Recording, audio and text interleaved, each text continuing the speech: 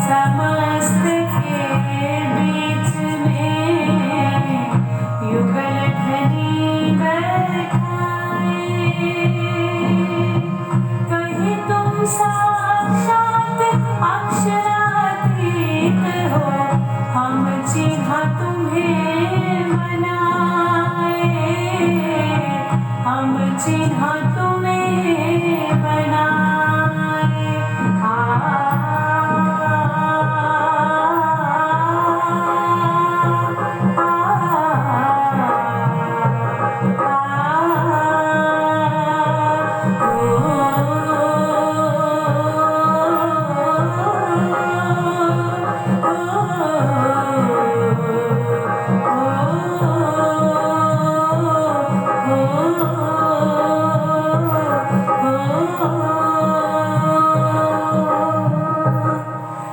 बोलो श्री प्राणनाथ प्यारे की जय।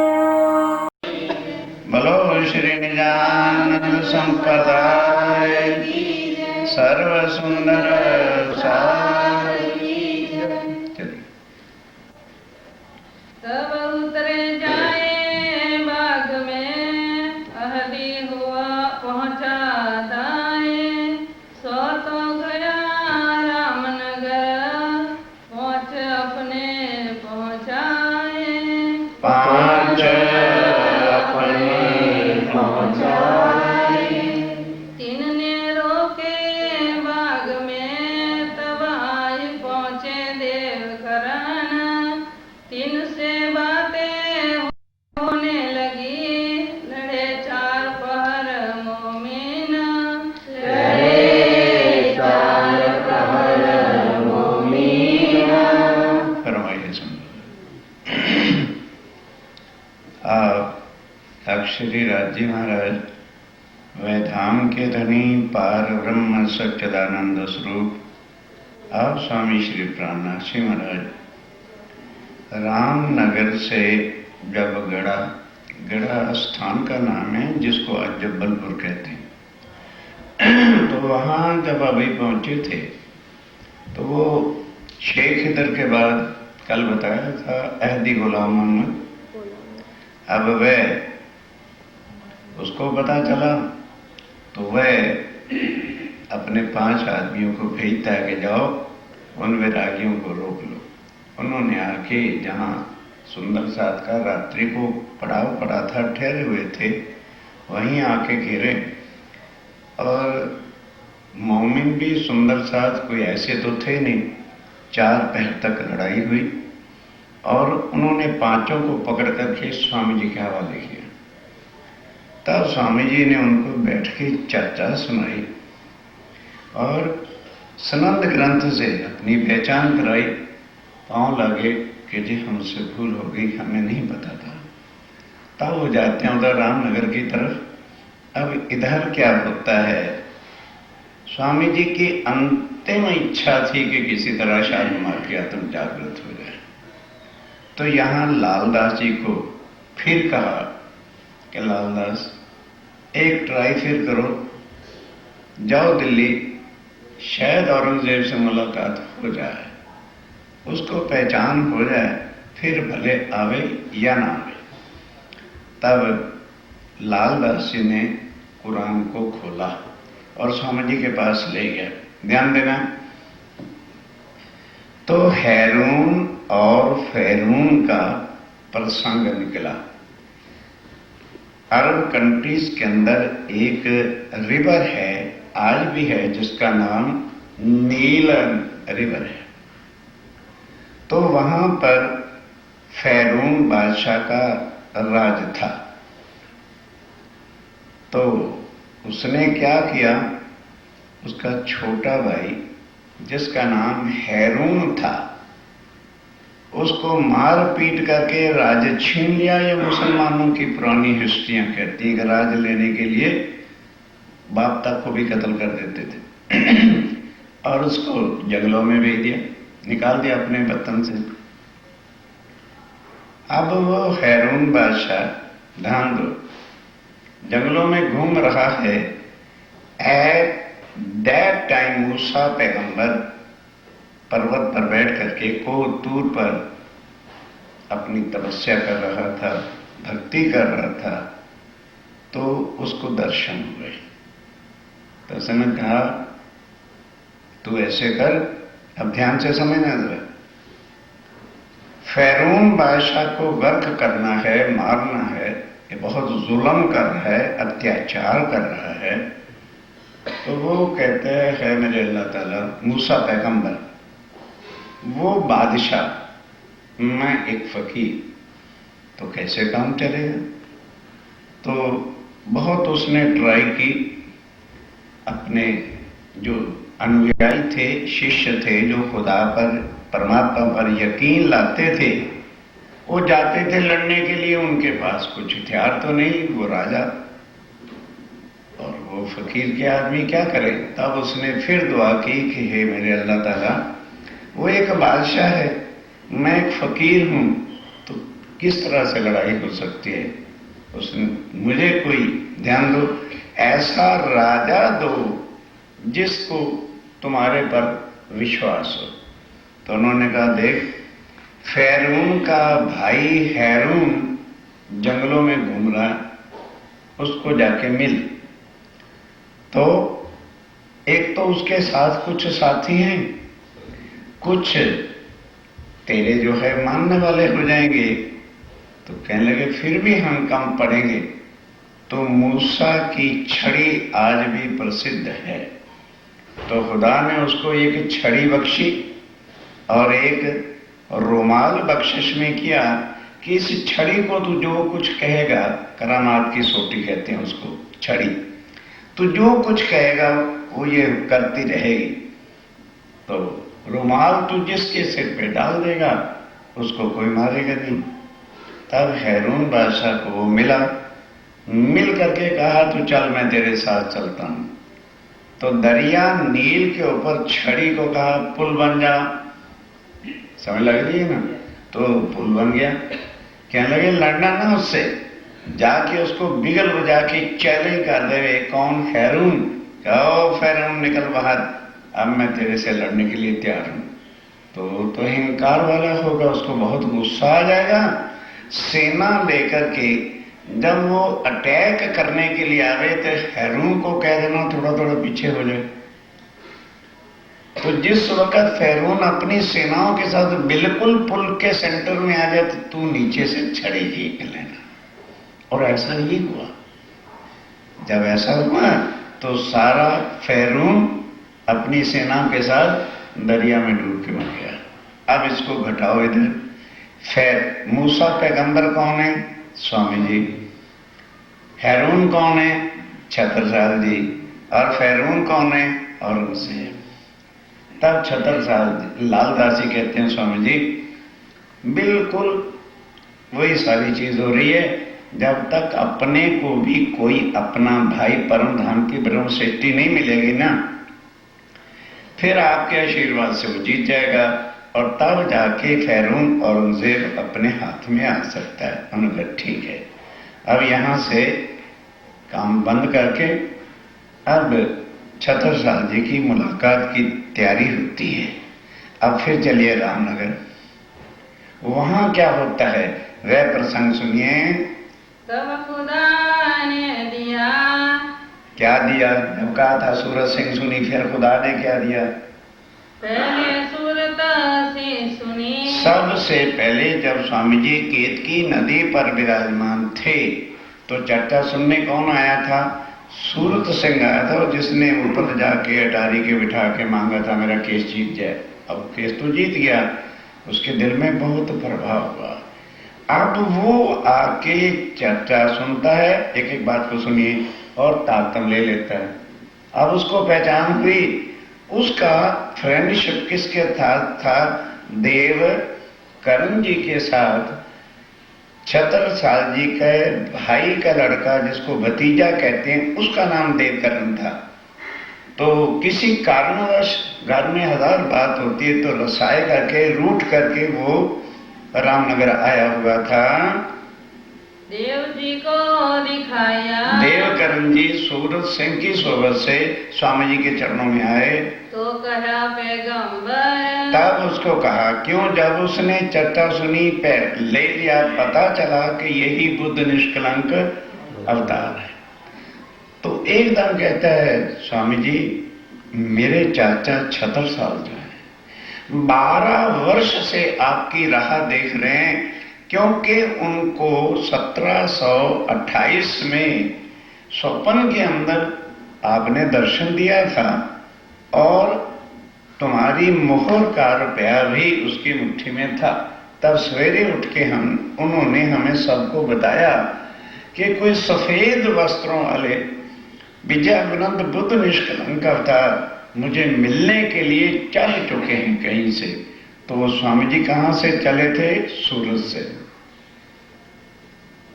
प्रसंग आ चुका है, हजरत ने इत्तेहाज करी, लेने को हुक्का, कूच किया, फतेह करी दज्जाल की और कूच किया दारुल बक्का जहां अपनी राजधानी बनानी थी। तो मैंने अपनी आंखों से देखा है, ये देवकरण स्वामी जी से रामनगर में टॉक करता है कि अब मैं जाता हूं, जा करके उस जो है अपने चाचा को बताता हूं। तो वो सुनते साथ ही स्वामी जी आपके स्वागत के लिए तैयार हो जाएगा। श्री साहेब जी को बुलावने। और अब वो गया, ध्यान देना, जाके मऊ में, मऊ सानिया, जिस समय हम पन्ना जी झांसी से जाएं तो बिफोर छतरपुर से पहला 15 मिनट उस गांव का नाम आज भी मऊ सानिया है। और महाराजा छत्रसाल जी के राज्य के चिन्ह की सारी बातें वहां पर पड़ी हैं। जिस तलवार से छत्रसाल जी लड़ा करते थे उसका वेट आज 35 kg है और वो भी उनको हल्की लगती थी। तो 25 kg की लोहे की पट्टी इधर बांधते थे और 25 kg की लोहे की पट्टी इधर बांधते थे। जो झाबा पहनते थे, I have seen with my own eyes, वो झाबा ही 5 फुट का था। इट मीन्स कम से कम छत्रसाल जी का कद जो है 7.5-8 फुट से कम नहीं होगा। तो वो सारे निशान सब कुछ पड़े हैं और वो वहां राज करते थे। अब उसने आकर के ये बताया कि वे चाचा संभाल के बुलाना, क्योंकि आगे आगे स्वामी जी हैं तो पीछे पीछे औरंगजेब की दूत या सेनाएं चल रही हैं। दोनों का क्या हुआ चल रहे तो मैं को किसी से कम हूं। बस वो तैयार हो गया बुलाने के लिए।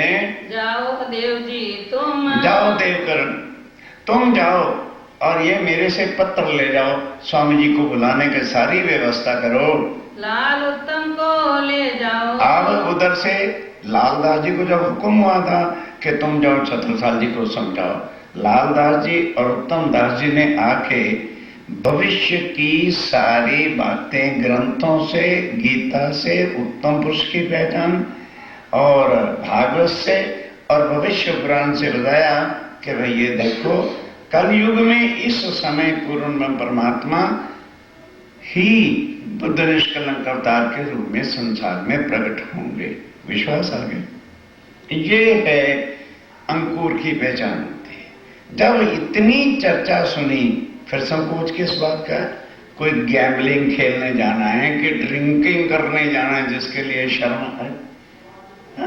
एक चीज की पहले कई सुंदर साथ होते हैं। बचपन में माता पिता के कहने से तारतम तो ले लिया, पता ही नहीं तारतम क्या है, पता ही नहीं राज्य कहते किसको है, पता ही नहीं कि महाराज जी ने कान में क्या कर दिया, तो उस तारतम का फायदा क्या? उसको काउंट मत करो कि हमें तारतम मिल चुका है।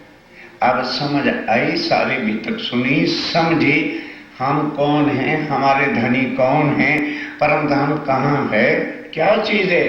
उसके बाद राज्य के सामने बैठ के तारतम लो, फिर वाणी पढ़ना, देखना खुद ब खुद समझ आनी शुरू होती है कि नहीं होती।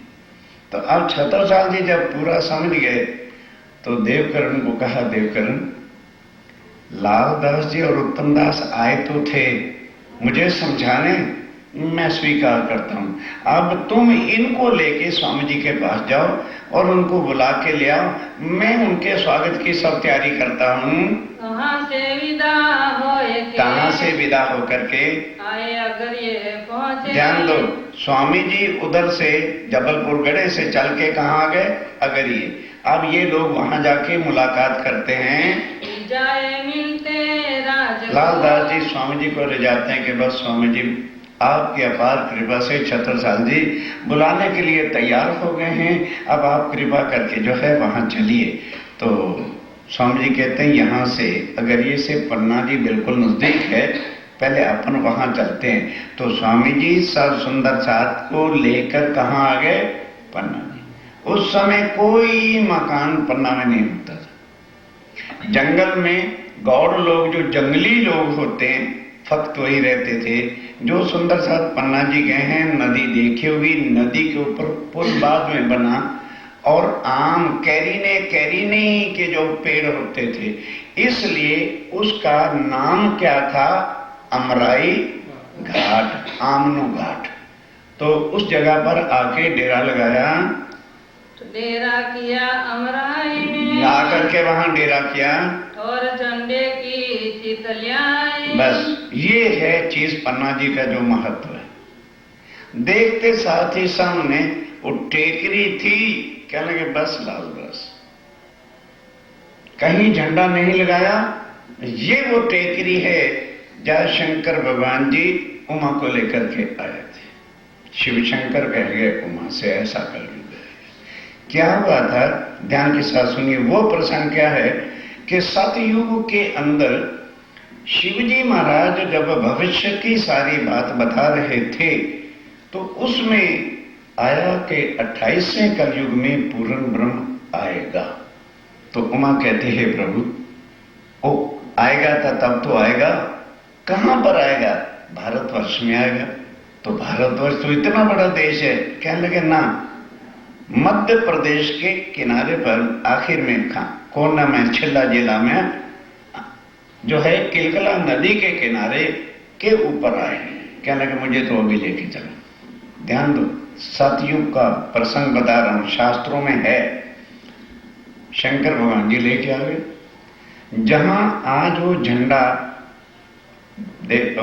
महारानी जी के मंदिर जाते हैं ना, तो रास्ते में है, वहां पर शंकर भगवान ने अपना सुखपाल या जो भी जिसमें विमान में चलते हैं उतारा। झाड़ था, झाड़। उस समय को मंदिर या चिन्ह थोड़े थे, तो झाड़ की परिक्रमा लगा के पगे लगा झाड़ के।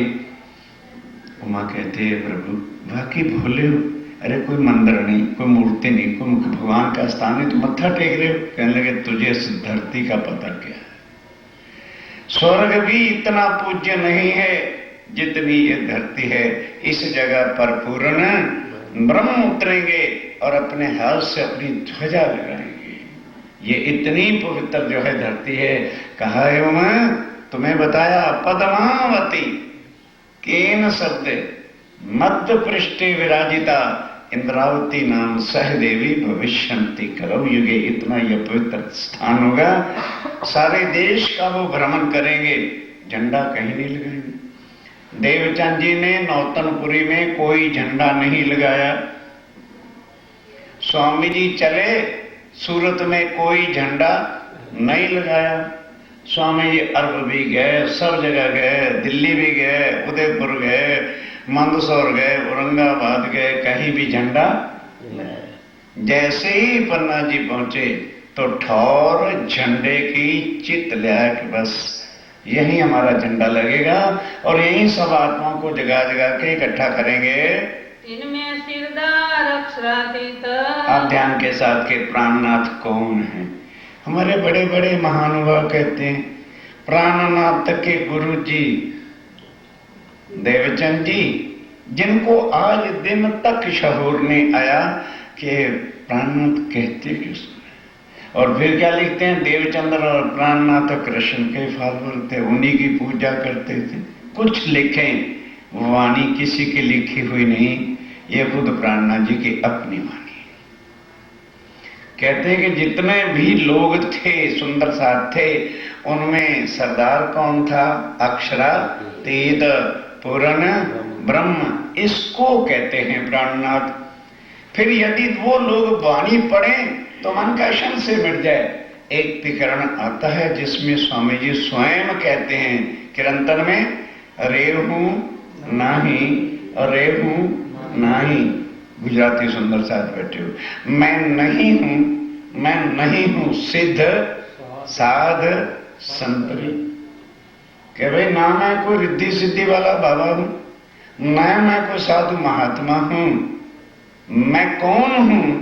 मैं अपरस से नहीं मिलूंगा, मैं जप से नहीं मिलूंगा, मैं तप से नहीं मिलूंगा, मैं माला से नहीं मिलूंगा, मैं भक्ति से नहीं मिलूंगा। फिर भी हम माला पे माला गट के चले जा रहे हैं। क्यों? वाणी पढ़नी नहीं। पता कैसे चले प्राणनाथ जी कौन है? अपरस से पढ़े, जप से पढ़े, तीर्थ से पढ़े, सबसे पढ़े, मैं जहां हूं सो हूं। पढ़ो किरंतन। प्रॉब्लम तो ये है और चीजों के लिए समय है, एक वाणी पढ़ने के लिए नहीं। सारी उम्र सुंदर साथ बनते रहो, कुछ मिलने वाला नहीं। 100 साल की नाव साथ में धनी अनुभव संवेद, लाख आचार कर लो, लाख गुरु बना लो, कुछ होने वाले नहीं है। आपकी आत्म जागृति नहीं होगी। इस वितक से पहचान है हम कौन है। प्राणनाथ कहते किसको है और वाणी क्या क्या लिखा है? सर 3 में सरदार अक्षरा, खुद राज्य राज अपनी आत्मा के सरदार हैं। देख अपना ठोर सुख पाए, देख अपना ठोर, कि बस भाई ये अपना ठिकाना है, बड़ा सुख हुआ। डेरा करत जब पन्ना में वहां अमराई घाट पर डेरा करने लगे, वो गौड़ लोग जो थे वन में, उन्होंने कहते भागो रे भागो, कोई संतों की टोली आई है, अगर ये पानी पी लेंगे नदी का तो इनकी तो मृत्यु हो जाएगी। अपने को भाग के चलें और साधुओं को बिठाए कि वो साधु बाबा इनका पानी नहीं पीना। सबने आए दर्शन करे, सब गौड़ लोगों ने आकर के जब दर्शन किया तो दिल में भाव आया भी अच्छे लोग हैं। कहे सुनो सब साधक, तब हाथ उठा करके जंगली बाबा में बोले, जंगली भाषा में, ओ बाबा जो हो, अरे भाई साधु सुनो, क्या बात आगे सुनो। या नदी को जल ना पीजिए, इस नदी का जल ना पीना। क्यों? इसके अंदर जहर आता है। तो नदी तो कोई भारत में है नहीं ऐसी जिसमें जहर आता हो, पर आगे चल के इस किलकला नदी के किनारे पर झाड़ ऐसे विष वाले थे जहर भरे कि पानी जब रगड़ के उसके साथ चलता था तो पानी भी जहर वाला हो जाता था। जाके पिए जाए प्राण व्याध, अगर तुम पी लोगे तो तुम्हारी मृत्यु हो जाएगी। तब सब साथ ने मिलके, अब सब साथ में लालदास जी ने सोचा कि स्वामी जी ने कह दिया हमारा ठिकाना ही यही है और हमने झंडा यहाँ लगाना है, तो ऐसे कैसे चलेगा। तो लोटा लिया, लोटा लेके स्वामी जी के जमना पगना अंगूठा धो करके और सुंदर साथ को कहा तैयार हो जाओ, बस जल का छीटा दिया, बोलो श्री प्राणनाथ।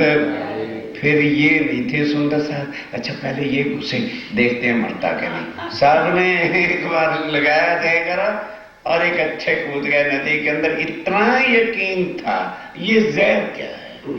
श्री जी के चरणों ने 14 लोक के विष को उतारना है, तो ये नदी क्या है। भेजी खबर महाराज को, बस उस दिन से उसका विष हटा और फिर बाद में झाड़ वाड़ भी उखड़वा दिए। अब यहाँ से छतरसाल जी को लिख करके स्वामी जी ने भेजा कि भाई छतरसाल तुमने हमको बुलाया है, हम यहाँ पन्ना जी पहुंच गए हैं, तुम हमें मिलने के लिए यहीं आ जाओ। आप पहुँचे आए इधर, हम यहाँ आ गए हैं। कहे जी महाराज ने, तब उधर क्या, वो सारी रिपोर्ट शेख इधर की और उनके औरंगजेब के पास पहुंच गई।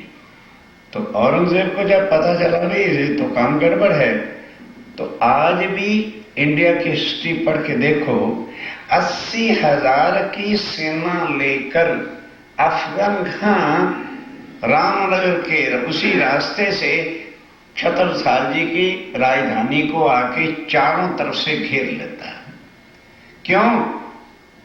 औरंगजेब ने कह दिया जो छत्रसाल को पकड़ के ले आएगा उसको मैं आधा राज ही दे दूंगा।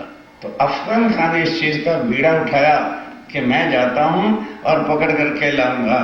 अब आज भी यदि वहां जाओ तो एक बहुत ऊंचा स्तूप है, उसके अंदर शीशे लगे हुए हैं। आजकल तो भाई रडार हैं, बडार हैं, 36 चीजें। उस समय उस शीशे से ही पता चल जाता था कि कितनी दूर कौन और कितनी सेना आ रही है। तो उसके उन सेनापतियों ने बताया महाराज छत्रसाल जी लगभग चारों तरफ से संख्या ले तो 80,000 की सेना आ रही है। अब स्वामी जी को छत्रसाल जी चिट्ठी लिखते हैं, हे मेरे प्राणनाथ, मैं अवश्य पन्ना आ जाता, पर इस समय मेरी राजधानी को अफगान खान ने बहुत बड़ी सेना लेकर के घेर लिया है। कृपा करो इस युद्ध से पहले आप यहीं पधारो, कम से कम मैं आपके दर्शन तो कर लूं। बस ये पत्र पन्ना पहुंचा, स्वामी जी तैयार हो गए। तो वहां पर माताएं बहनें और जो वृद्ध बच्चे सुंदर साथ थे उनको वहीं छोड़ दिया अमराई घाट में, उनकी व्यवस्था कर दी, सब भोजन वगैरह की। छड़े 50-60 सुंदर साथ को लेके स्वामी जी वहां से फिर पग यात्रा करते हैं। 85 किलोमीटर है, चल के फिर वहां पर पहुंच गए। तो कारज सब सिद्ध हो, छत्रसाल जी कहते हैं यदि तभी मेरी मनोकामना पूर्ण होगी, हम पावे सुख नीत, और अखंड सुख जो परम धाम का है, तभी मैं आपके चरणों में बैठ के चर्चा सुन के ले सकूंगा। तब चले आप पन्ने से, तब आप पन्ना जी से चले, मऊ पहुँचे जाए, मऊ सानिया आके पहुंच गए। श्री बाई जी सात स्वरूप दे, जितने श्री बाई राज और साथ स्वरूप दे, स्वरूप देव कहते हैं बहनों माताओं को, उनको वहीं छोड़ दिया। छोड़ चले सब आहे, छोड़ दिया कि भी हम छत्रसाल जी से मुलाकात करके जल्दी वापस आ जाएंगे।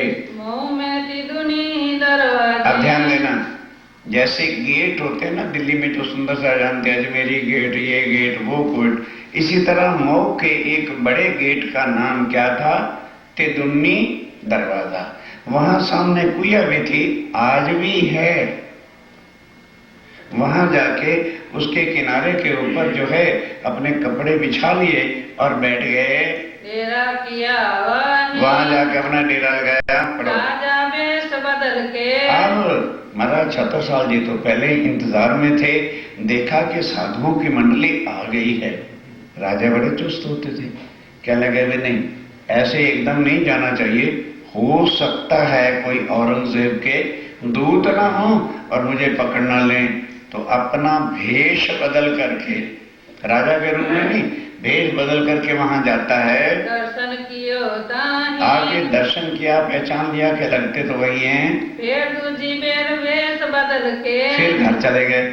फिर जाके क्या किया, जैसे ये बल्दिया लोग होते हैं ना, गाय भैंसों को बैल को छुड़वाने ले जंगल में ले जाने वाले, हाँ, तो उस वैसा ही रूप धारण किया और आगे आगे 10-12 गैया ले लें तो उनको हाँकते हाँकते चलाते चलाते, और जहां भाई जो कुछ कहता है पहले उसको जवाब दो।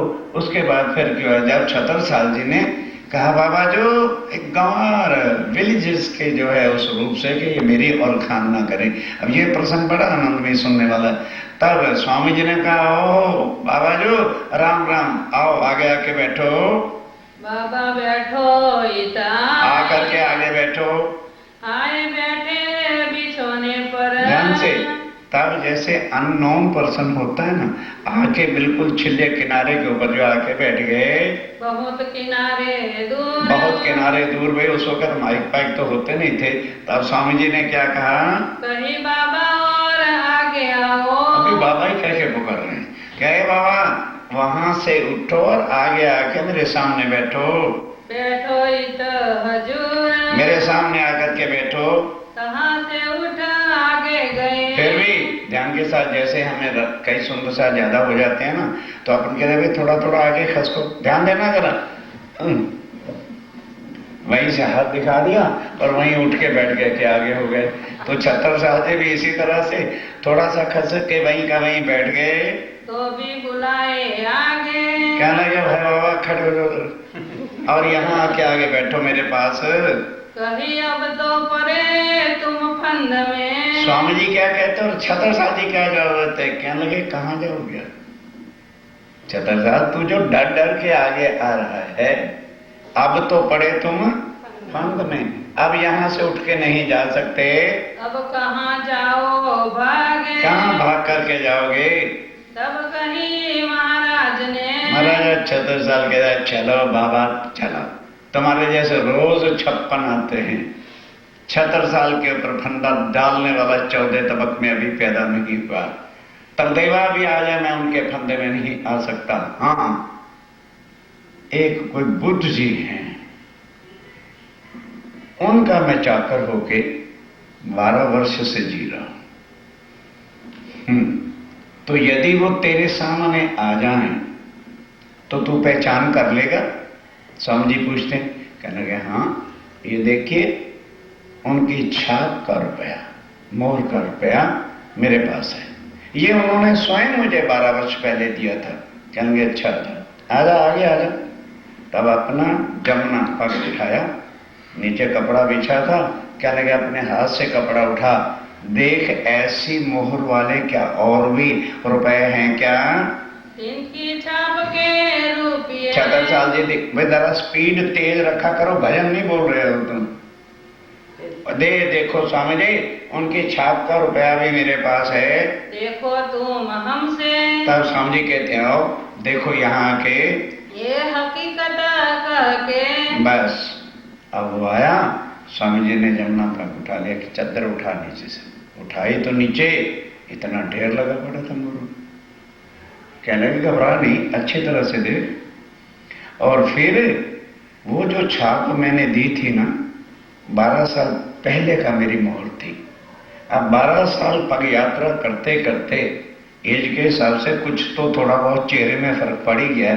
खूब माइन्यूटली जब देख लिया ये वही है, शर्म के मारे पीछे भागे के हारे गए, मैं किस रूप से आया हूं।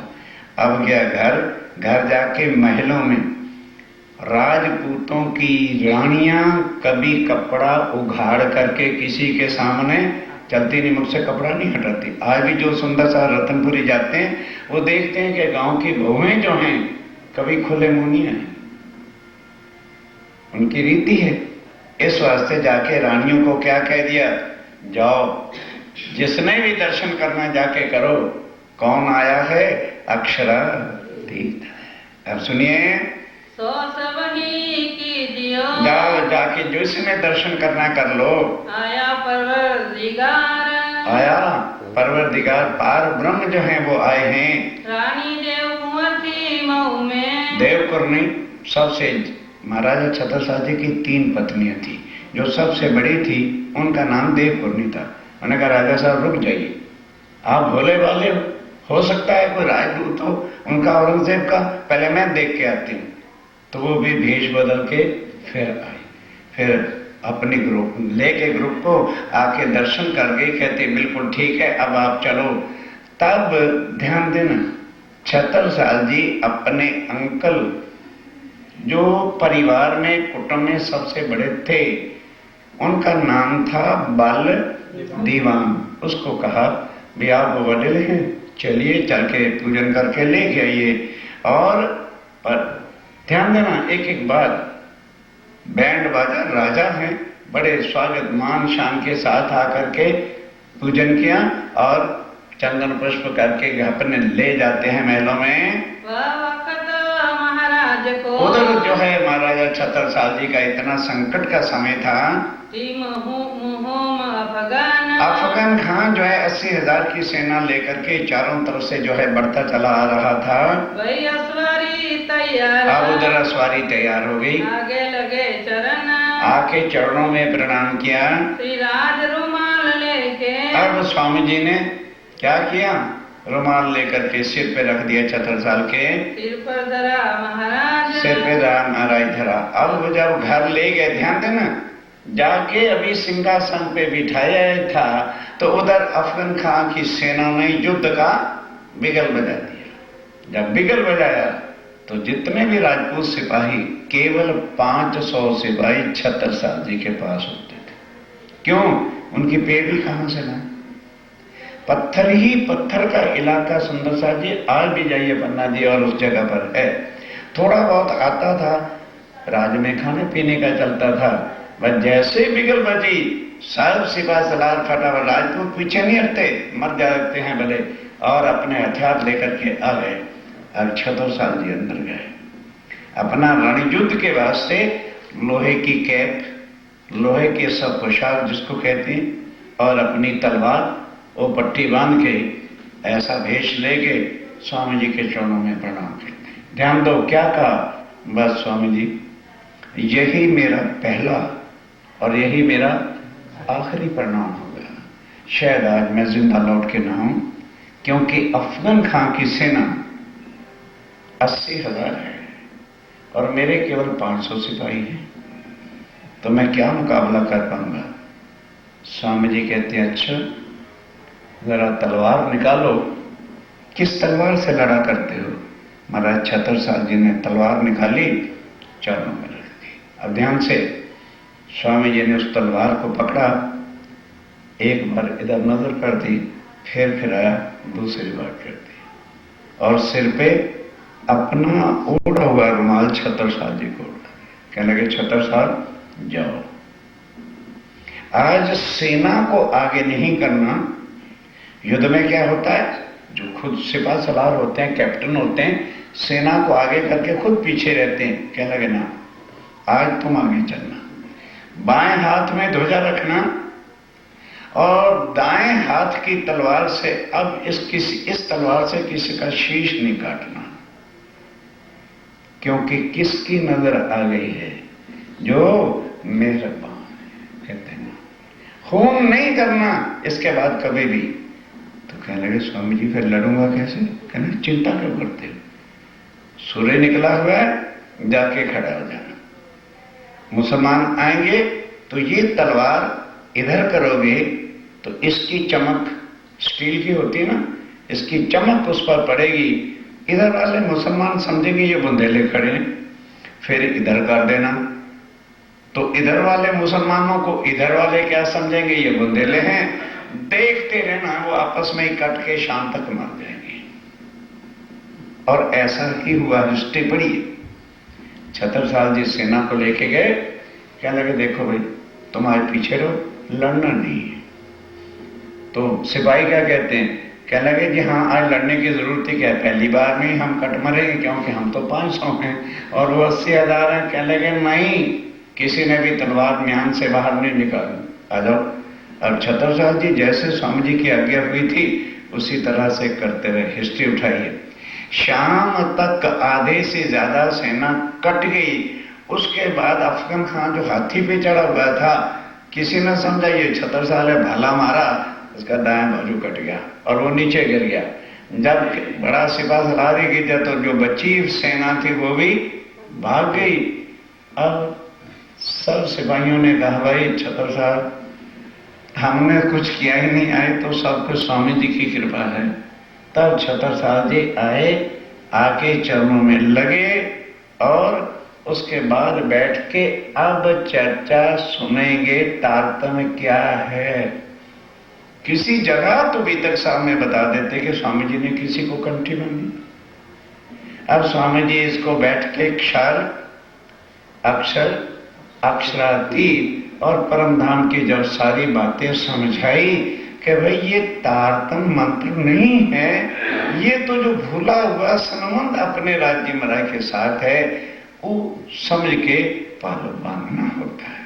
अब जब ये सब हो जाता है फिर क्या होता है सुनिए। जब उससे फतेह करके जब वापस महलों में आए श्री महाराज, महाराजा 76 साल जी वापस आए, सब लोगों ने कहा, तब सब जो सेनापति थे उन्होंने क्या कहा, बिन सिराज न होए का, ये तो राज्य महाराज की कृपा के बिना भाई कुछ नहीं हो सकता था। फिर श्री महाराज ने देखिया, फिर महाराजा 76 साल जी ने असुख शांति हो गई। तब बैठ के परमधाम का विराट पट देखा, चर्चा सुनी और पहचान हुई। पट जो तारतम का पट, क्षर, अक्षर, अक्षरातीत के सारे भेद समझे, क्योंकि उसमें क्या है, निराकार के पार थे, 3 पार के भी पार। निराकार एक क्षरपुरुष और 3 पार योग माया का ब्रह्मांड, और उसके भी पार अक्षरधाम, और फिर भी पार परम धाम है। अब व्यवहार छूटता मुझसे। तब छत्रसाल कहते हैं कि स्वामी जी ये रखिए राज की चाबियां, ये लो तलवार, अब मैं फक्त सुंदर साथ की सेवा करूंगा, मुझे राजा नहीं अब बनना, मैं परम धाम से राजा बनने नहीं आया। ठीक है, आपने मुझे ऐसा तन दे दिया था, जितने दिन राज हो गया, अब फकत मैं सुंदर साथ की सेवा करूंगा। सेवा जैसा कोई सुख इस दुनिया में नहीं है। जाग खड़ी आत्म, ये है आत्म का जागना। आत्म जागने का मतलब कोई परम धाम तो नहीं चली गई, पहचान हो गई कि ब्रह्म सत्य जगत मिथ्या, और मेरे धनी मुझको मेरे घर बुलाने के लिए आए हैं। मजली सेती मऊ सेती प्रणामिने। अब मऊ सेती को मजली सेती पढ़ते हैं, और 2-3 बार वाणी पर बैठती। मऊ से चल के अब स्वामी जी जब तारतम दे दिया तो फिर पन्ना जी आ गए। पहुंचे श्री जी साहेब। स्वामी जी ने क्या कह दिया, छत्रसाल राज मिट्टी में तो मिलाना नहीं, अपने सेनापतियों को या जो तुम्हारे वजीर हैं इनको सौंप के सारी व्यवस्था करके पीछे आ जाना, हम पन्ना जी चलते हैं। तो स्वामी जी जहाँ सुंदर साथ को छोड़ गए थे अमराई घाट, वहां पर आए पहुंचे। मजली ने पहचानिया। अब ध्यान दो, वहां तो देवकुरनी थी, तो 2 रानियां महाराजा छत्रसाल जी की चौपड़े की हवेली में रहती थी। छत्रसाल जी ने उनको सब समझा के पत्र लिख दिया। अब मजली रानी अपने चौपड़े की हवेली से स्वामी जी के चरणों में आकर के चर्चा सुनती है, पहचान लेती है, तारतम ले लिया। सेवा करी तब वो सेवा करने लगी, क्योंकि सेवा कब होती है, जब दिल में भाव आते हैं, और भाव कब आते हैं, जब स्वरूप की पहचान। उन्होंने पहचाना, भाव आया और तारतम लेके सेवा करने लगी। और सब अंदर की, और जो अंदर में और भी रहने वाली रानियां या और लोग थे, रहे पीछे 3, वो भी उनके पीछे पीछे सेवा में मगन रहते हैं। जब महाराज आए पहुंचे, जब महाराजा छत्रसाल जी आके पहुंच गए, तब बातों करी आगे इन, सारे जो है बातें करी उनके सामने। गिरे दंडवत आए के। जब वो भी तो वही अमराई घाट ही आना था, तो स्वामी जी स्नान करके नदी में वस्त्र पहन रहे थे और भोजन की तैयारी हो रही थी। उधर कनात, पर्दे को कनात ही कहते हैं, जब मैरिज पार्टी होती तो शायद कनाते नहीं खड़े करते, वो खड़ा कर देते थे। माताओं बहनें के भोजन वहां बैठ के करते थे, तो वो कनातें लगाई जा रही थी। सन्मुख साथ में पास, सब सुंदर साथ के सन्मुख आके छत्रसाल जी ने चरणों में दंडवत प्रणाम किया। शीश धर्यो 2 चरण पर, शीश स्वामी जी के चरणों पे रख दिया। तीनों जगत निकास, तब स्वामी जी ने कृपा दृष्टि से बस उसको जो है जगत के मोह से तोड़ दिया। आए महाराज उत से, और ध्यान देना, जहाँ महाराजा छत्रसाल जी आए थे, रसोई के वक्त, रसोई का दोपहर को 11-12 बजे का समय था। स्नान कर ठाड़े हते, स्वामी जी स्नान करके खड़े हुए थे। जी साहेब जीती, स्वामी जी वहां पर कनाते ठाड़ी करी। उधर माताओं बहनों के भोजन के वास्ते पंक्तियों के लिए कनाते पर्दा, उस समय कोई कमरा मकान तो था ही नहीं अभी, तो भोजन के समय में चारों तरफ से पर्दा हो जाए वो खड़ा कर रहे थे। बैठे श्री महाराज, और महाराजा छत्रसाल जी वहां बैठे। काल श्री बाई जी, अब बाईजूराज तेजकुबरी अपने हाथों से थाल सजाती हैं, जो कुछ भी बना होता है ला करके शिव जी के चरणों में अरोगने में रख दिया। 4 जने महाराज संग, और महाराजा छत्रसाल जी के 4 उनके सिपा सलार वगैरह जो राजाओं के साथ चलते हैं वो भी आए थे। लिया इत प्रसाद। अब ध्यान देना, राजपूत लोग अव्वल तो निगुरुए ही मर जाएंगे, वो उम्र में गुरु धारण करते नहीं, क्योंकि राजपूत मर सकता है पर किसी के सामने झुक नहीं सकता। तो जब गुरु धारण करोगे तो उनके सामने प्रणाम तो पगे तो लगना पड़ेगा। अब वो तो हो गया, मामूली बात थी। अब यहाँ स्वामी जी के चरणों में बैठा है। स्वामी जी ने जब रोग लिया तो अपने हाथ से उसको प्रसाद दे दिया। तो कष्ट किसी को नहीं हुआ करता। जो बीच में नारद मुनि रहते हैं ना, प्रचार प्रसार मंत्री, इधर की इधर आग लगाने वाले, इधर से इधर घर के पट्टे बिठाने वाले, वो भागे भागे चाचा बलदीवान के पास चले गए। कहने लगे भाई चाचा गजब हो गया, सत्यानाश हो गया बड़कों का, चाहे हुआ हो चाहे ना हो वो आग लगा देगा। और बड़कों की अकल तो बिकी होती, बुढ़ापे तक खत्म हो जाता, खलास हो जाता मगज। बस अरे क्या हो गया भाई? अरे महाराज, जब महाराजा छत्रसाल जी ने गुरु धारण कर लिया तो राजपूतों का तो वंश तबाह हो गया। और चाचा चलो गुरु तक भी सीमा थी, उन्होंने तो उनका जूठा प्रसाद खा लिया, खानदान का नाश। ठीक कहते अच्छा छत्रसाल को जरा महलों में आने दो, मैं उनसे पूछता हूँ। अब ये इधर राजी खुशी तारतन ले प्रसाद लेके चोपड़े की हवेली में गए। ईमान आए अरस पर, ईमान लिया किस पर? शरीर पर नहीं, अर्श पर कि ये मेरे धाम के धनी हैं। ये सेवा करी याद, अब जो है सेवा कैसे करते हैं? कुली दजाल का पिया। अब वो जो माया कलयुग थी, कहने लगे भाई अब ये मार डालेंगे। आगे तो स्वामी जी एक थे और अब छत्रसाल दो नहीं, एक और एक लिखो, एक एक कितने हो जाते हैं? 11। कि अब इनका मुकाबला कौन करेगा? या बड़ा शोर, अब वो बड़ा शोर क्यों? दज्जाल किसके मन में बैठता है? जिसका ईमान कच्चा होता है, वहीं बेईमानी आकर के घुस जाती है। चाचा बलदीवान लुढ़कनदान थे, उसके दिल में बेईमानी आ गई। ये नेचेमों को मारे, अब वो माया दज्जाल सोचती है तो निश्चय अब मुझे मार डालेंगे और परमधाम की ब्रह्म सृष्टियों को मेरे फंदे से छुड़ा के ये ले जाएंगे। इन दो से चले न मेरा जोर, इन दोनों के सामने मेरा काम नहीं चलने वाला। काहू काहू के दिल में, अब काहू काहू के दिल में बलदीवान घर में सबसे बड़ा ज्येष्ठ था, बड़ा था, बड़का था। कलयुग आए बैठा, कलयुग आके बैठ गया। ये है कलयुग, ये है दज्जाल। तो स्वामी जी कहते हैं दज्जाल कोई हाथी घोड़े का नाम नहीं है। दज्जाल करत कछु ऐसा, सुनो दज्जाल क्या करता है?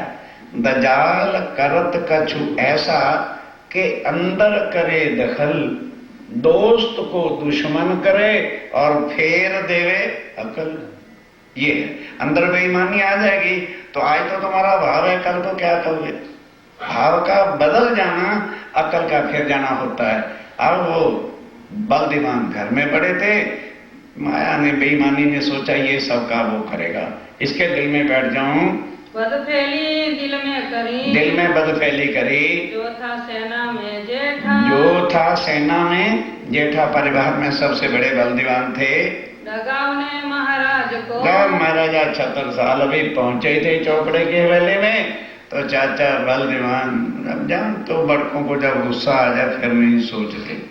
बहुत कहा कि छत्रसाल मुझे पता होता तो जब चंपत राय गया था मैं तभी से तुझे मार देता, तूने हमारे खानदान का सत्यानाश कर दिया, हमारी नाक काट दी है। बहुत जो कुछ बोला बोलते रहे, क्योंकि छत्रसाल जी के पिता चंपत राय जब छोटी उम्र में थे तो मर गए थे। मारा किसने था? उनकी माता जी ने। बड़ा सुनने वाला दर्द भरा प्रसंग है। छत्रसाल जी की माता का नाम सरंगा था। एक बार उनके पिता चंपत राय थोड़ी सी सेना के साथ युद्ध लड़ रहे थे मुगलों की सेना के साथ, तो छत्रसाल जी को सरंगा में पीठ पर बांधा गया था और वो भी तलवार लेके खड़ी रहती थी अपने पति के साथ। तो जब देखा चंपत राय ने कि आज मेरा बचना बहुत कठिन है, तो सरंगा से कहने लगे अपनी पत्नी से, सरंगा तू पतिव्रता है ना, मेरा आखिरी काम कर दे कि ये मेरा देह इन दुष्टों की तलवार से ना कटे। मैं नहीं चाहता कि मेरा तन जो है इन कमबख्तों के हाथ आए या इनकी तलवार से मेरा सिर कटे। तू पतिव्रता है, मेरी लाज रख ले मेरी तलवार मेरी गर्दन काट दे। ये थे राजपूतानियां। और क्या करना, छत्रसाल जी को पीछे बांधा, छोटी सी नदी है, कूद के पार चला जाना और बलदेवान अपने आप पार लेगा। कितना दिल होगा सरंगा का, तलवार लेके अपने पति का सिर काट दिया। उसके बाद बस वो दिल में जोश तो था, दुख भरा, नदी को कूदा और चली गई। अब वो छोटे से छत्रसाल जी को बलदेवान ने ही पाल के बड़ा किया था। अब वो सारे कुछ कहता है कि हे छत्रसाल, अगर मुझे पता होता तो मेरे वंश की नाक काट देनी है तो फिर मैं तुझे पालता भी ना। अरे ठीक है, तूने गुरु बनाया था तो भी ठीक था, तूने जूठा क्यों खाया? अब वो प्रसाद का अर्थ ही नहीं जानते थे, तो वो क्या बताए ना भय राज तरफ लगी रहा। ध्यान देना, महाराज छत्रसाल जी का ईमान विश्वास गिराने के लिए उसने बड़ा कुछ जो है उद्यम घर में मचाया। जब शांति होगी कहने लगे, चाचा तेरे राजदार खानदान की चिंता हो रही है ना, ये रखा है तेरा राजपाट की चाबी, ये रखा है तेरा मुकुट, भाड़ में गया तू और साथ गया तेरा खानदान। मैं आज के बाद तेरे खानदान का आग भी नहीं, तू खानदान पाल, मैं अपने धनी की सेवा में रहूंगा, मुझे तेरा खानदान चाहिए ही नहीं। जब छत्रसाल जी ने ये कहा, अच्छा बाबा अच्छा, हम तो कहते थोड़ा ही हैं, जरा डांट आगे से पड़ जाए ना, फिर अच्छा जी अच्छा भी बड़ी जल्दी करते हैं। तब कहने बाबा जुल्म क्या कर दिया मैंने, किसी के पगे लगना क्या पाप है? और तुम्हें क्या पता वो कौन है? मैं घर लेके आऊंगा, फिर मैं तुम्हें समझाऊंगा वो कौन है। और शांत हो गए, हमेशा रहे खुशहाल। और राज्य की तरफ से कभी उदासी आती ही नहीं थी छत्रसाल जी को। जब एक बार पहचान लिया कि ये कौन है, फिर माया हमको गिरा दे। ये बात क्या हुई फिर ईमान की? हिम्मत पर्वत सिंह और हिम्मत और पर्वत सिंह और शाहरुख ये स्वामी जी के साथ बड़े सिपा सलार थे जो आए थे। उन्होंने भी जब छत्रसाल जी को देखा तो उन्होंने भी तारतम ले लिया। और नारायण दास और सकत सिंह अनूप सिंह और ईमान लिया और जो भी ईमान लाए, ये जो ये दुर्गवान थे। जगत सिंह सुन दौड़िया। और जगत सिंह ने भी जब सुना महाराजा छत्रसाल जी ने गुरु धारण किए हैं, वो भी आके चट्टा सुन के तारतम लेता है। संवत 1740 अब आ गया संवत 1740, ये मिलाप होता है। अब क्या होता है? पधारे पन्ना में पधारे सेवा श्री महाराज करी। अब महाराजा छत्रसाल कैसी सेवा करते हैं और सेवा कहते किसको हैं वो अब सुनो। जो कहूँ इन जुबा से, जो अब स्वयं स्वामी जी कहते हैं, काहू करी न करसी। स्वामी जी कहते हैं कि जैसी सेवा छत्रसाल जी ने की, जब से ये सृष्टि बनी है ना किसी ने की है और ना ही कोई उनके समान कर सकेगा। ये जब को उपजो इंद्र, जब से ये ब्रह्मांड बना है, सबकी सेवा शास्त्रों में, सबकी सेवा शास्त्रों में लिखी है। शिव जी महाराज ने अपने गुरु समर्थ रामदास जी की सेवा की। एकलव्य एक द्रोणाचार्य का शिष्य था, उसने अंगूठा अर्पण करके की। राम भगवान ने वशिष्ठ के सामने हीरे जवाहरात के थाल रखे। कहते हैं सबकी सेवा गुरु की जिस जिसने भी की, हाँ उनका सब शास्त्रों में लिखा है। और छत्रसाल जी की भी सेवा तुलना कर लेना। जैसे जिन पगले भरे, और जिसने जैसे जैसे ईमान लिया वैसे वैसे तो उसने सेवा की है। ऐसा ही लिखा तीन, ऐसा ही शास्त्रों में लिखा है। इन हिसाब कर देखियो, इसका हिसाब तुम खुद कर लेना। खास गिरो मोमिन, जो खास परम धाम की आत्म है वो क्या पहचान के सेवा करता है। और दुनिया वाले तो गुरु शिष्य के हिसाब से सेवा करते हैं। चौपड़े की हवेली में। अब महाराजा छत्रसाल जी का परिवार कहाँ रहता था? चौपड़े की हवेली में छुप के रहता था। क्यों भाई? थोड़ी सी सेना होती थी और मुगल हरकत फिरते रहते थे पकड़ने के वास्ते। इस वास्ते चौपड़े की हवेली में उनका असल परिवार और घर था। अब अपने घर तो ले ही जाना था, तो कैसे पधराया? न्योता नहीं दिया कि स्वामी जी चलो मेरे साथ घोड़े पे चढ़ के, ना सुखपाल बनाया, जिसको हम डोली कहते हैं। और ब्याही लड़की को डोली में बिठा के विदा करते ना, वैसा सुखपाल सजाया और नौकर भी थे, वजीर भी थे ना। 2 बांस होते हैं ना, तो 4 जने उठाते हैं। एक तरफ महाराजा छत्रसाल जी खुद लगे और बाकी 3 तरफ तीनों ठाकुरायन रानियों को लगाया। चले आप सुखपाल ले, और खुद सुखपाल कंधे पे उठा के मराई घाट ले आए। युगल स्वरूप को बिठाया, स्वामी जी को और महारानी जी को, तेईकुर जी को बिठा के कंधों पर उठा के, कम से कम 3-4 किलोमीटर अवश्य दूरी है उस पुलिया से और चौपड़े की हवेली तक। सुखपाल दरी जाए द्वार में। आप समझने की बात है, सुखपाल जब महाराजा छत्रसाल जी ले गए तो जितने वजीर थे, जनता थी, सब बड़े, सब उनके साथ चल रहे थे। और बाहर पीपल है ना, चौपड़े के बाहर मंदिर दरवाजे पर, वहां जाके सुखपाल को रखा। उछरंग होए। और महाराजा छत्रसाल इतने मगन हो गए कि मेरा जीवन सफल हो गया। वो अपनी खुशी में गर्व थे कि इतने में क्या हो गया। अब स्वामी जी ने सुखपाल से बाहर निकलना था तो रखा पाव नीचे। अब मझली रानी सोचती है अब करूं तो क्या करूं। अगर घर से पावड़ा लेने जाती हूं तो स्वामी जी तो अंदर चले जाएंगे। तो फिर क्या किया, ध्यान दो, आज भी नोट करना। जो आज इधर का तो खैर छोड़ ही दो, इंडिया में जो राजपूत लोग हैं उनकी जो वाइफ होती हैं, एक कपड़ा से केवल साड़ी नहीं ओढ़ती, साड़ी ओढ़ेगी पूरा मत्थे तक, उसके ऊपर फिर एक चादर बड़ी ओढ़ती है, फिर उसके बाद जो सुहाग वाली उनकी चुनरिया होती है वो ओढ़ती हैं, फिर एक ऊपर लाल दुपट्टा ओढ़ती है।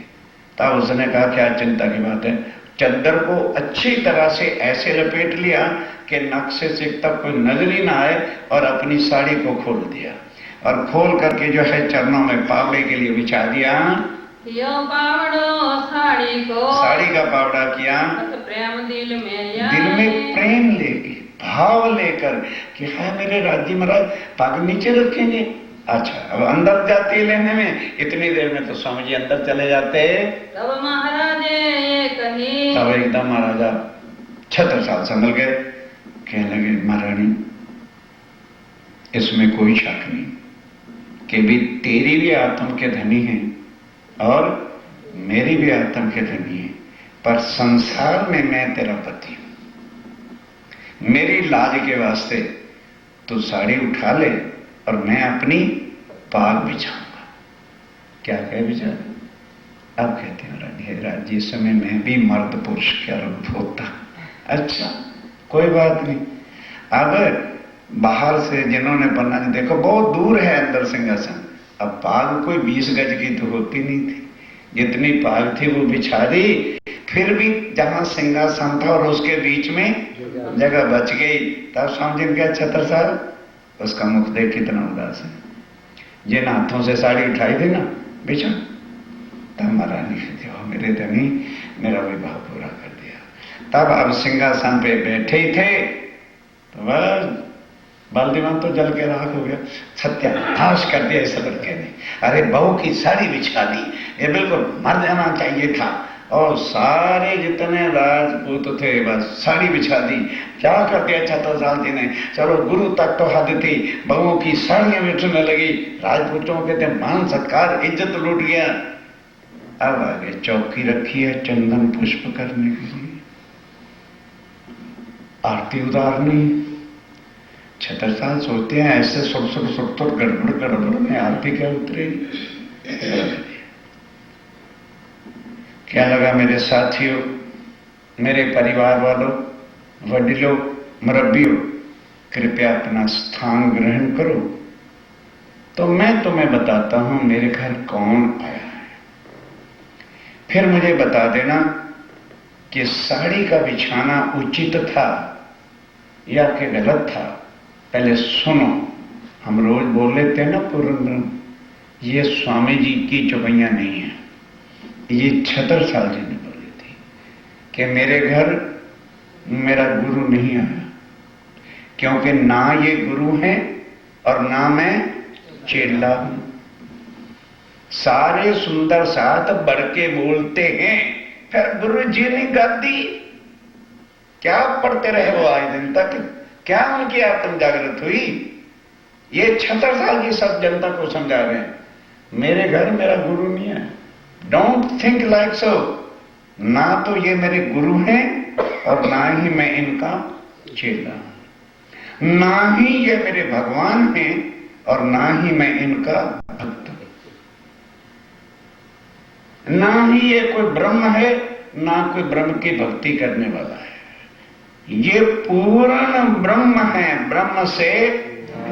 अब बोलते भी चलना, अर्थ समझ लेना, फिर बोलो हमें किसकी सेवा और पूजा करनी चाहिए। पूर्ण ब्रह्म, ब्रह्म से न्यारे। और ये दुनिया का आशीर्वाद देके धन संपत्ति देने वाले नहीं हैं, आनंद अखंड, अखंड आनंद जो परम धाम का आत्मा का है, ये वो देने वाले हैं। और इन्हीं को खोज करने के लिए ब्रह्मा, विष्णु, महेश, शेष और नारायण ढूंढते। शिव आता नहीं इसको, शिव सनकादिक आदि छह इंच, इन्हीं के दर्शनों के लिए शंकर भगवान, शिव सनकादिक, ब्रह्मा जी के चारों मानसिक पुत्र, शिव सनकादिक आदि, जब से सृष्टि बनी तभी तक इनके दर्शनों के लिए तड़पते रहते हैं। अगम जान के निगम कहाने और खोज खोज पछी। ब्रह्मा, विष्णु, महेश सब खोज खोज के थक गए, माला करके थक गए, किसी को भी ये प्राप्त नहीं हुए। फिर तुम कहोगे हो 76 साल, जब ब्रह्मा को जो वस्तु, विष्णु को, नारायण को और शिव को नहीं मिली, तो वो तो तपस्या कर कैलाश पर्वत पर माला फेर फेर के थक गए, सुमरन कर के थक गए। तुमने तो कभी इनका सुमरन किया ही नहीं। कहते भाई इसलिए नहीं किया, और ये खुद मेरे चल के फिर कह रहे हैं, मैं तो जानता ही नहीं था, मैंने तो कोई इन्विटेशन नहीं भेजा।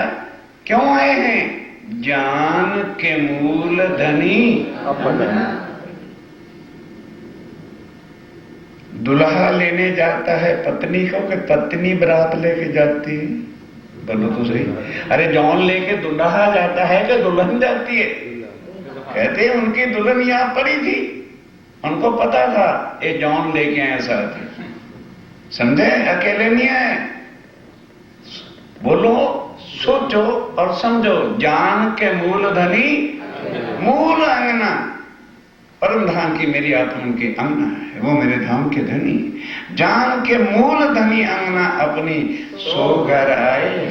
अकेले नहीं आए, जौन में दुल्हा के साथ अनवर भी होता है, ठीक है।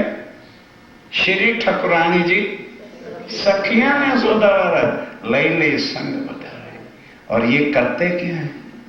लोक लाज को तो जड़ से उखाड़ के खूंटी पे धरते हैं, वो हमसे धरी नहीं जाती। इसलिए स्वामी जी के स्वरूप की पहचान होनी। हाँ, बढ़ को मर गए, बढ़ के हमें भी साथ जिंदा लेके मरेंगे। इसी में संसार बह गया सुंदर साहब जी। तैगुन फांस के फंद पड़े थे, सो फंदा। क्या है वो त्रैगुन फांस के? बड़कोनी लोकलाज, मर्यादा, अष्टमी ने व्रत, सोमवार ने व्रत, कोई व्रत नहीं, जप नहीं, तप नहीं, जब धाम के धनी। बोलते हो रोज, ये उसका अर्थ होता है। जब राज्य में रहती वाणी पर जो है तुम्हें विश्वास नहीं और देखा देखी चले जा रहे हो, तो जाओ। दुनिया आद अनाद की चली जात अंधेर, निर्गुण सर्वगुण होके फंसे यही आवागमन के चक्कर में। ये चीज भाई दुनिया से न्यारी है। डोंट थिंक के गुरु चेले वाला यहां संबंध है। हंस हंस के राज्य के चरणों में बैठ के तारतम दो। जहां सुधी पालव नहीं बांधोगे, राज्य के सुख में किस तरह से प्राप्त करोगे तुम? त्रैगुण फांस के फंद। क्या है त्रैगुण फांस का? हमारा बाप दादा ना तो गादी थी छे, ये त्रैगुण के फांस। अरे भाई बाप दादा हैं, कई बार समझाया, माता पिता हैं, देखे हैं कि आत्मा का भी कोई माँ बाप होता है, देखे हैं। आदर करना हमारा फर्ज है, सेवा करना हमारा फर्ज है, सेवा करो। कोई कष्ट ना उनको आने दो, ये हमारा कर्तव्य है। Do your duty by body. आत्मा का वो धनी रस्ते में अर्चन आए तो आप बैठ जाओ, अपमान मत करो हमारे से, हम तुम्हारे पुत्र हैं, सेवा करेंगे, डोंट इंटरफियर। हम आपको नहीं इंटरफियर करते, अब हमें नहीं इंटरफियर करो। ये हमारी आत्मा का संबंध है।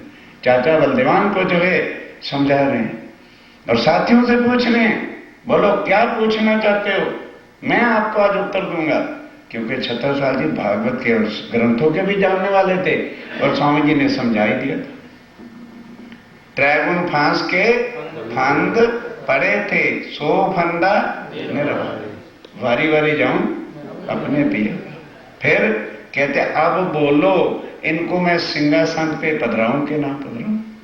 सिंहासन आसन बैठा छत्रसाल। तब सब चुप, कोई नहीं बोला। तो चाचा बलदेवान भी नहीं बोला, कहते भाई तू कर जो करना है। अब आए, आरती नहीं करनी है, अंगना ने पति पर अंगना वारी करनी, आरती निछावर देना है। हम तो आरती होती है बहुत किया तो एक नहीं तो 5 डाकर खत्म। अब आओ, छत्रसाल जी ने आरती शुरू की और क्या रखते हैं आगे, ध्यान से समझने के प्रसंग, सुनने का नहीं है ये समझने की चीजें जो हमको कोई समझाता नहीं। गुरु नहीं समझाएंगे ये चीजें, क्योंकि अगर हम राज्य का पूजन सिखा देंगे तो फिर हमारा कौन करेगा। मुसीबत तो इस बात की है संसार के अंदर। अब छत्रसाल जी क्या करते हैं, आए और टीका चंदन जैसे हम पूजन करते हैं, बद्दू तैयार हदा अपनो आपा सब दियो। कान खोल के सुनो। तीनों रानियों को पकड़ा, खजाने की चाबी ली, शीश चरणों पे धर कि हे धामधनी, जब से मैं खेल में आई हूं, मेरा जो है, जो मेरे तन से लगा है, मेरी इज्जत का है, वो ये मेरी पत्नियां हैं। आज से ये आपकी सेवा में रहेंगी और कुल खजाने की ये चाबी है और मेरा शीश। हम तो खाली कहते हैं तन मन जीव निछावर कीनो तो निछावर $1 करेंगे। ये शीश आपके चरणों पर है, चाहो तो अब उठने का हुक्म दो, नहीं तो ये मेरा शीश उठेगा नहीं। और दियो सब साज सामान की चाबियां आगे धर दी। आरती निछावर करके, ये आरती का निछावर रखा चरणों में। कही धन धन दिन है कि बस धनी आए संसार में, मुझे प्राणनाथ की पहचान हो गई, मेरा जीवन सफल हो गया। तो मैं अब अपने धनी से क्या चुरा के बाकी रखूं, यही मेरा मैं, मेरी पत्नी और ये खजाने की चाबी चरणों पर है। यही टीका यही पावड़ो, यही चंदन पुष्प है, यही चरणों में पावड़ा है। मेरा शीश आपके चरणों में पावड़ा बिछाता हूं, यही निछावर आए, और यही मेरे पास निछावर है। मैं खुद ही अहंकार का, सो आपके चरणों में अर्पण है। श्री प्राणनाथ के चरण पर, श्री प्राणनाथ के चरण पर छत्ता मैं आपकी अंगना है मेरे प्राणनाथ, वारी वारी जाती हूँ। श्री भाई जी को जोड़े राज के। अब ध्यान के साथ, आज दिन तक सब सुंदर साथ केवल स्वामी जी की आरती उतारते थे। अब उनका पूजन करके आरती नहीं जलाई। छत्रसाल कहते हैं मेरे प्राणनाथ, महारानी जी को अपने साथ बैठाइए, उनके बिना मैं आरती नहीं उतारूंगा। स्वामी कहते क्यों जिद में आए हो, उतारो आरती, सुंदर साथ यही करते रहे। तो स्वामी छत्रसाल क्या उत्तर देते हैं, कहने लगे स्वामी जी, हो सकता है शायद सुंदर साथ ने आपके स्वरूप की पहचान नहीं की। तुम परम धाम में मूल मिलावे में बोलो अकेले बैठे हो या के युगल स्वरूप बैठे हो, श्यामा जी तुम्हारे साथ हैं कि नहीं। अब स्वामी जी क्या उत्तर दें, कहते फिर यही नहीं, मैं आपको शास्त्रों का प्रमाण देता हूं, युगल स्वरूपम वेमुलमचलम द्वंद्वातीतम सदृशम, कि वो पार ब्रह्म इस ब्रह्मांड से परे त्रैगुण से है और युगल स्वरूप विराजमान। जहां સુધી आप तेज पूरी को संग नहीं बिठाओगे तब तक मैं आरती करूंगा। अब जब ये बात हुई तो स्वामी जी क्या कहें, तब उन्होंने बाईजूराज को बिठाया, उनका चंदन पुष्प किया। अब आरती उतारते हैं और क्या बातचीत अभी होती है, कहनी में ना आवही, जो बात कहने में आ ही नहीं सकती है। लगो जुगल सोने, लगो युगल सुनो। जब बाईजूराज बैठ गया, हे मेरे श्यामा महारानी, हे मेरे राज्य महाराज, युगल सुनने स्वरूप एक, कहने को दो हैं, राज्य और श्यामा जी यहाँ नजर आते हैं कि दो हैं ना, वो चितगन स्वरूप है और वो आनंद है, तभी तो चितगन सच्चिदानंद कहोगे, एक ही स्वरूप है। सात समस्त के बीच में, सब सुंदर सात के बीच में जुगल धनी बिठाए, युगल धनी सिंहासन के ऊपर बिठाया। पहली आरती उन्होंने की आज दिन तक, इसलिए वहां लालदास जी और सबका सिर नीचे हो गया कि धिक्कार है हमारी अकल, हमने आज दिन तक कुछ नहीं किया। बस ये बात थी जो छत्रसाल जी को स्वामी जी ने कहा कि तुम मोमनों के सरताज। क्यों? पैसा नहीं, पहचान।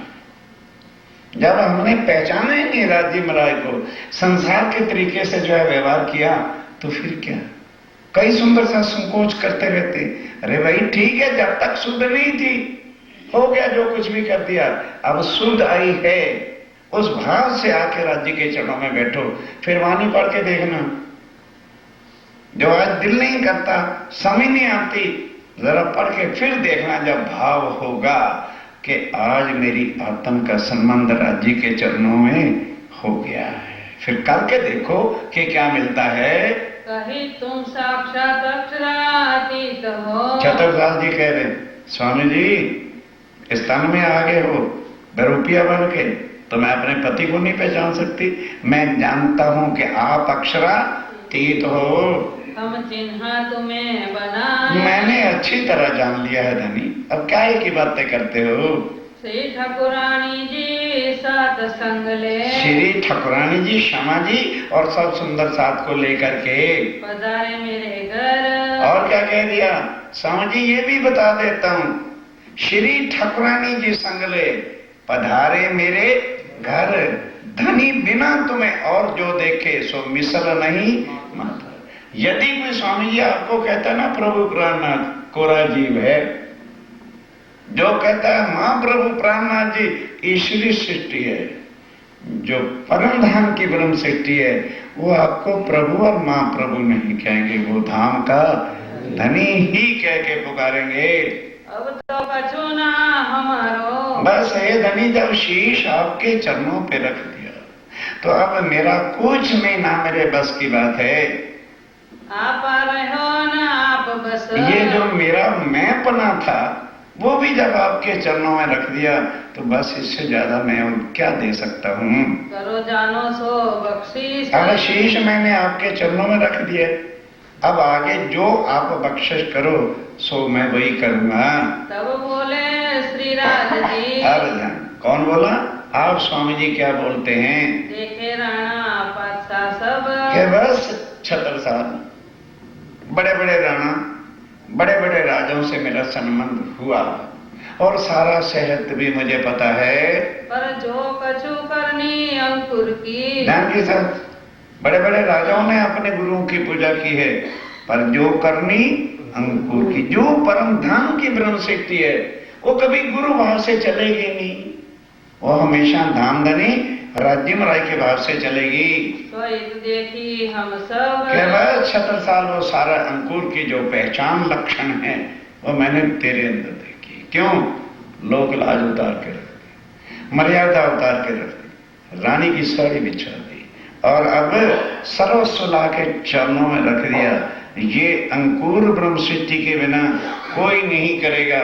तभी तो आज हम बोलते हैं तन मन जीव निछावर, ये केवल परम धाम ब्रह्म सृष्टि के भाव होंगे, दूसरे भक्त जनों के कभी भी हो ही नहीं सकते। आगे साध संतों ने, आगे बड़े बड़े साधुओं ने, संतों ने कहो गुरु शिष्य को धर्म, और गुरु शिष्य का धर्म बड़ा देखा है कि गुरु देवो भव, सेवाएं की, अर्पण किया, धन दिया है, हीरे जवाहरातों के थाल भर के गुरु वशिष्ठ को राम भगवान ने दिए, और शिवाजी महाराज ने भी जो है बड़े अपने समर्थ गुरु रामदास की सेवा की, पर ये सेवा नहीं, ये अर्पण होना है। तो अब यहाँ भयो, सब यहाँ ठंडे हो गए। हे छत्रसाल, जिस भाव से तूने सेवा अर्पण की है, कोई तेरी तुलना आ ही नहीं सकता। पूजो सबको भरम, सबके जो भ्रम थे, मैंने अपने गुरु महाराज जी को ये दिया, मैंने अपने गुरु महाराज को इतना पगे लागा, सबके भ्रम ठंडे आज हो गए।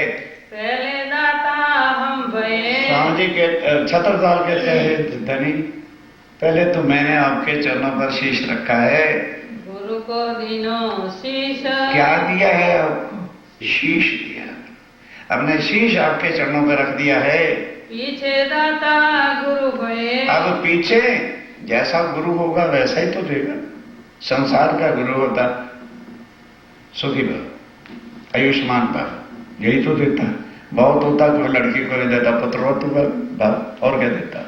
और स्वामी जी क्या देते हैं? अब ध्यान से सुनना, वो संसार कितनी आशीर्वाद देते। कहने के छतर साहब, अब मैं आपका पूजन करता हूं। कई सुंदर साहब पूछते हैं, सरकार ने नया आडम्बर रचा रखा है, पूजन करते हैं। स्वामी जी छत्रसाल जी का पूजन करते हैं। हम वाणी के अनुसार चलते हैं सुंदर साहब जी, मैं किसी की देखा देखा नहीं करता, जो वाणी आज्ञा देती है वही हम करते हैं। स्वामी जी और चंदन टीका लेके और छत्रसाल जी के, छत्रसाल तूने ये दिया, जा आज से जहां जहां तो लड़ने के लिए जाएगा, कोई भी राजा संसार का तेरे सामने टिक नहीं पाएगा। और मुझको राज्य ने हुक्म की शक्ति दे रखी है, वो आज परम धाम का हुक्म भी मैं तुम्हें सौंपता हूं। अब जो तू कहेगा वो मैं करूं। है कोई गुरु ऐसा? अब वहां भाई छत्रसाल जी कहते हैं, पीछे दाता सतगुरु है, जो सब कुछ कियो, मुझे संसार का भी वो बना दिया, परम धाम का भी हुक्म मेरे हाथ दे दिया। और कहा कि छत्ता, आगे छत्ता छत्ता कहते थे, आज से तू छत्ता नहीं है, तू छत्र साल रहेगा। बस बोलो श्री प्राणनाथ। जितने भी लोग थे, बस महाराजा छत्रसाल जी की जय, महाराजा छत्रसाल जी की जय, सब बधाइयां जयकारे होने लगे। हाँ साखी पढ़ो ना, बीतेगा। आप ध्यान से थोड़ा थोड़ा पढ़ो, समझाना है कि लाइन काटनी है। अब कहा कि हे दुनिया वालों, गुरु नानक देव स्वामी जी से 250 वर्ष पहले हुए। उन्होंने कहा था, ऐ दुनिया वालों, पार ब्रह्मक्षातीत दुनिया में आने वाले हैं। कब? जब बीतेगा 39 साल, अर्थात 1739 का साल बीतेगा और लगेगा 40वां, 40 शुरू होगा, तब कोई होशी मर्द का चेला, पुरुष एक पार ब्रह्म है, उसको मर्द का है, बाकी सब नारी माया के स्वरूप है, और उनकी कोई आत्म महान मर्द का चेला, उनका मिलाप होगा। अब गुरु नानक देव जी क्या कहते हैं? नानक साईं, ऐ नानक के प्रभु परमात्मा, साईं हमारे यहाँ पंजाबी में साईं परमात्मा को कहते हैं। नानक साईं, नानक के परमात्मा वेला भी खाई, मुझे भी उस समय मनुष्य तन का जन्म दोबारा दे देना, जब होशी सत्य सत्य की बेला, जब सच्चिदानंद पार ब्रह्म का ज्ञान दुनिया में जाहिर होगा, मैं भी उसके ज्ञान को सुन के भवसागर से पार हो जाऊं। ये साखी पढ़ी जा रही है, पढ़ो। बीतेगा 39, जब 39 बीतेगा, लगेगा 40 लगेगा, तब कोई होशी मर्द का चेला, तब कोई ब्रह्म सृष्टि स्वामी जी के चरणों में आएगी, नानक गुरु दिखावे साईं। नानक गुरु दिखावे साईं। ऐ मेरे सच्चे पातशाह मुझे भी वो समय दिखाना सच सच दी बेला। जब सत्य सत्य की बेला संसार में जाहिर होगी। विद्याभिनंदन बुद्ध जी। कौन? विद्याभिनंदन बुद्ध जी। ब्रह्म सृष्टि सिरताज। कौन है? ब्रह्म सृष्टि के सिरताज हैं। हाथ हुक्म छत्रसाल के। परम धाम का हुक्म भी छत्रसाल के हवाले कर दिया। दियो सो अपनो राज। और अपना राय परम धाम का भी मालिक बना दिया कि तेरे हाथ ही भाई जागनी होनी है। साकी कह के थाल ले। बस अब नहीं, बाकी कल भूखा लोग आए नहीं रात वैसी गई। विद्याभिनंदन बुद्ध जी। विद्याभिनंदन बुद्ध जी। ब्रह्म सृष्टि सिरताज। ब्रह्म सृष्टि सिरताज। हाथ हुक्म छत्रसाल के। हाथ हुक्म छत्रसाल के। दियो सो अपनो राज। दियो सो अपनो राज। दियो सो अपनो राज। बोलो श्री प्राणनाथ प्यारी। सुंदर साथ जी, कल का प्रसंग वेदों से, शास्त्रों से, कुरान से बड़े गजब का जितने हो आ ही रहे हो समय पर, फिर भी जो कभी 2-4-5 मिनट लेट हो जाते हैं ना, ये समय फिर नहीं मिलना, क्योंकि लिंक निकल जाने के बाद फिर बात को पकड़ना जरा करना होता है। मैं तो भाई प्रार्थना कर सकता हूँ, जहां आपने इतना कष्ट उठाया है, बहुत गई थोड़ी गई, थोड़ी बीती जाए। नाटक है नटनी सो ताल में रंग ना भरे। नाटक करने वाले होते हैं ना, अभी समय है 2 मिनट सुनाना। वो नाटक करता था, पैसे लेता था, तो उसको पता चला कि राजा जो है वो नाटक तो देखता है, पैसे नहीं देता। कहता मैं ही जाता हूं उसके राज में। चले गए, जाके वजीर को मिले और सबको मिले, तो वजीर ने कहा भूखा मरेगा। राजा किसी को देता नहीं, तो जहां સુધી राजा नहीं देगा तो छोटे वजीर या बड़े लोग कैसे दे देंगे राजा के बिना? तो तू सारी रात मरता भी रह जाएगा, तुझे पैसा एक नहीं मिलना। कहने लगे भैया तो मेरी कारागरी है, मैं नाटक ही ऐसा रचूंगा, राजा भी देगा, लड़का भी देगा, लड़की भी देगी, सब देंगे। ठीक। अब ढिंडोरा सबको इंफॉर्मेशन दे दी गई। रात्रि को राजा भी सिंहासन पे आके बैठ गया, वजीर भी बैठ गया, लड़का भी बैठ गया, लड़की भी, और भी प्रजा के बड़े बड़े उमराव जितने थे आके बैठ गए। एक कोई साधु महात्मा था, 70 साल वो वन में तपस्या करता रहा, उसको भगवान के दर्शन नहीं हुए। उन्होंने कहा सारा जीवन भी नष्ट कर दिया, चलो जो 4-5 साल बाकी जीना है अब गृहस्थियों में चल के रहते। तो वो भी वहां गया हुआ था, वो भी बैठ के नाटक देखने। अब नटनी उसकी वाइफ थी, वो नट था और उसकी वाइफ को नटनी कहते थे। वो ढोलक बजाती थी, तो उसके ताल पर ही वो रस्सी बांध के रस्सी पर चलना, इधर करना उधर करना, वो सारा नाटक करता रहा। एक से एक कलाएं नटनी धड़ ऐसे बजाती है। वो बेचारा कई प्रकार के नाच दिखाता है, करता है। सारी रात बीत गई, 3 बज गए। बाकी तो भूखों मरना पड़ेगा, सारी रात हो गई है, कोई भी नहीं देने के लिए तैयार। तो उसकी वाइफ का डिसहार्टेड हो गई, हड्डियां भी तोड़ रहे हैं, क्या मिलना है। तो ताल को गड़बड़ करके करने लगी। तो नट बोलता है, ओ भाग्यवान, बहुत गई रात, सारी तो बीत गई है, थोड़ी नहीं, 1-2 कलाक की बात है। बहुत गई, थोड़ी रही, थोड़ी भी बीती जाए। नट कहे नटनी को ताल में भंग ना पाए। भाई जब अपना सारा कुछ कर ही दिया है तो अब ताल को क्यों गड़बड़ करती है? तू ताल को गड़बड़ करेगी, मैं पड़ी जाऊंगा नीचे, तेरी ताल पर मैंने नाच करना है। तो ये बात सुन के वो जो साधु था, उन्होंने कहा ओहो लानत है मेरे, अरे 70 साल मैंने वन में काट दिए, तो 2-4 साल तो बाकी थे जीने में, है? तो मैं अपने ताल में भाग के हुआ, तो मैं तो जंगल में चलता हूं। तो उसने कहा इसने मुझे इतना बड़ा ज्ञान दिया है, तो मैं इसको क्या दूं? और साधु महात्मा को काहे का डर था? उसने सोचा मेरे पास कंबल ही। कहा ले भाई, तूने जो कही है ना बात कि थोड़ी बहुत गई थोड़ी रही, थोड़ी बीती जाए, मैं 70 साल से तपस्या कर रहा था, अब 5 साल 4 साल जीना कि नहीं जीना, मैं वहीं तपस्या करके मरूंगा, मैं अब उससे नहीं गिरता। दे दिया। अब राजा की लड़की जिसकी 40 ईयर एज हो चुकी थी, राजा शादी नहीं करता था, भी शादी करूंगा तो पैसा लगेगा, इतना कंजूस था। तो उसके हाथ में डायमंड के 2 चूड़ी पहनी हुई थी, उसने उतारी और उसको दे दी नट को। और राजा को गुस्सा चढ़ा, कहता क्या बात है? भाई बात क्या ही रहा था, तो जो लड़का था उसने डायमंड की रिंग उतार के दे दी।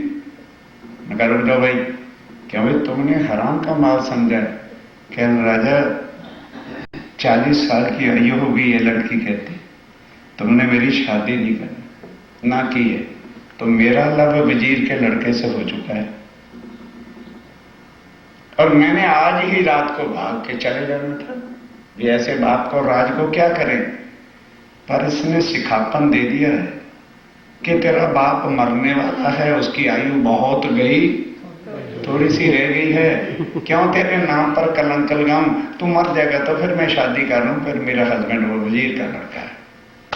अच्छा, लड़के से पूछा भी तू क्या हो गया? कहने लगे जी बात ये है, सच्ची या पूछना है, मेरी आयु 50 साल की हो गई, ना तुम मरते हो ना मुझे कोई राज्य सिंहासन देता है, हाँ? तो मैंने वजीर के साथ आज गांठ सांठ कर ली थी कि आज रात को राजा को कत्ल कर दो। तो इसने शिक्षा दे दी है कि भी राजा तेरा पिता मरने ही वाला है, थोड़ा सा सब्र और कर ले, बहुत बीत गई है। तो राजा ने कहा भी मेरे दिमाग खराब है, इधर आ नट, आधार आज से तेरा है। तो भाई सुंदर साधु जी, इतने दिन बीत गए, 1 वीक की बात बहुत गई, रंग में ढंग में डाला, समय बढ़ाओ, राज्य की वाणी का लाभ ले लो। पिया तुम हो कैसे कीजियो, मैं अर्ज करूं मेरे पीर जी, हम जैसे तुम जिन करो मेरा तलप तलप जाए जीव जी, जीना तो जीवे नहीं क्यों, मीठे दिल की प्यास जी, तुम बिना किधर से कहूँ पिया, तुम हो मेरी आस जी, आस पिरानी तो करो पिया, जो कोई दूसरा होए जी, सब विधवाला जी सब रख दीने, जात रोए रोए जी, जन्म जो मैं होती सो क्यों देखूनी के कार जी, जब तुम आप दिखाओगे तब देखूंगी नैनो नजर जी, पुकार पिया जी मेरी सोने अमर, भील करो तुम जीवन जी, पल पल खबर जो लीजियो इतनी, अर्ज करो दुल्हीन जी, एक अर्ज